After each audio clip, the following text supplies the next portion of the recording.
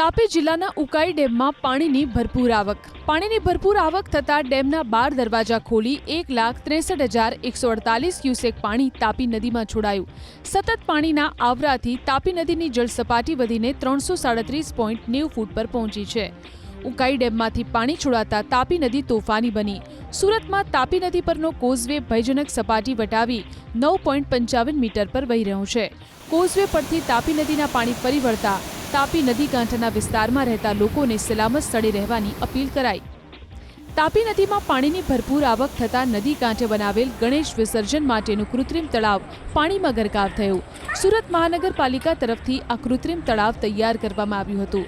રાંદેર સ્થિત કોઝવેમાંથી 2.41 લાખ ક્યુસેક પાણી તાપી નદીમાં છોડવામાં આવી રહ્યું છે, જેને પગલે નાનપુરા સ્થિત ડક્કા ઓવારા પર બનાવવામાં આવેલ કૃત્રિમ તળાવ પાણીમાં ગરકાવ થયું।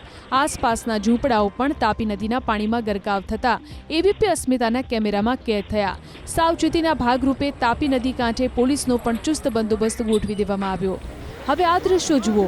તાપીના પાથરડા ગામના કોટવાડિયા ફળિયાના દ્રશ્યો છે, જ્યાં નદીના પાણીમાંથી સ્થાનિકો અંતિમ યાત્રા કાઢવા મજબૂર બન્યા।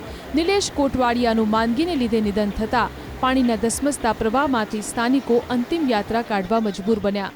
સ્થાનિકોનો આરોપ છે કે પીપળા નદી પર પુલ બનાવવાની અનેક વાર સ્થાનિક પ્રશાસને રજૂઆતો કરી। રજૂઆત છતાં હજી સુધી પુલ ન બનાવવામાં આવતા દર વર્ષે આ જ સ્થિતિ સર્જાય છે। તાપી નદીના વધેલા જળસ્તરને પગલે સુરતમાં નદી કાંઠે આવેલ રામ મંદિર પાણીમાં ગરકાવ થયું। મંદિર પરિસરમાં તાપી નદીના પાણી ઘૂસ્યા। પ્રવેશ દ્વાર પાણીમાં ગરકાવ થતાં મંદિરમાં શ્રદ્ધાળુઓના પ્રવેશ પર પ્રતિબંધ મૂકવામાં આવ્યો છે। પ્રશાસન તરફથી શ્રદ્ધાળુઓ અને પ્રવાસીઓને મંદિરમાં ન આવવાની અપીલ કરાઈ છે।